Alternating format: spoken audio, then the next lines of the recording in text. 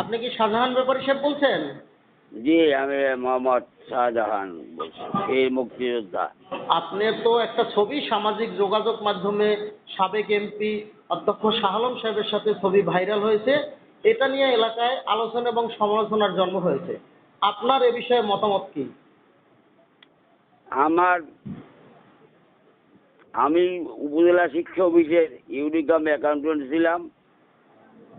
আর MP মহোদয় উপজেলা শিক্ষা কমিটির উপদেষ্টা ছিলেন।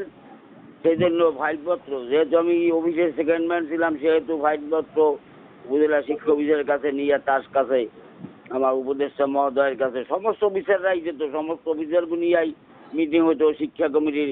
সেখানে আমি ফাইলপত্র উপস্থাপন করতাম।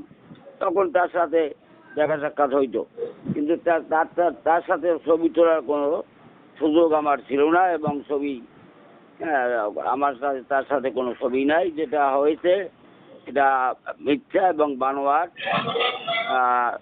ওটা এডিট করে করা হয়েছে, কারণ ওই টুপি আমার জীবনে আমি ওই টুপি ব্যবহার করি নাই, ওখান থেকেই বোঝা যায়। আর এই না, পাশে একটা নানপুর ছেলে, সেও আমার পাশে কোনোদিনই দাঁড়ায় নাই, বিজেপির কাছে সে যায় নাই, সে ঢাকায় চাকরি করে। সম্পূর্ণ বানোয়াট, এবং এটা আমাকে হয়রানি করার জন্য এটা করা হয়েছে। আপনি মুক্তিযোদ্ধা হিসেবে কিছু হ্যাঁ, কাছে প্রত্যাশা করেন?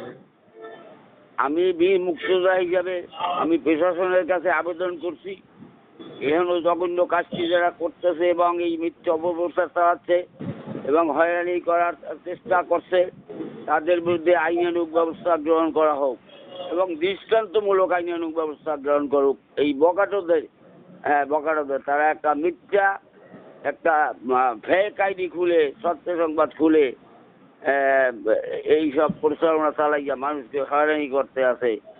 অতএব যাতে ফেক আইডি নষ্ট হয়, ফেক আইডিটি যাতে এটা বন্ধ করা হয়, সেজন্য আমি সংশ্লিষ্ট মহলের কাছে বিনীত অনুরোধ রাখছি।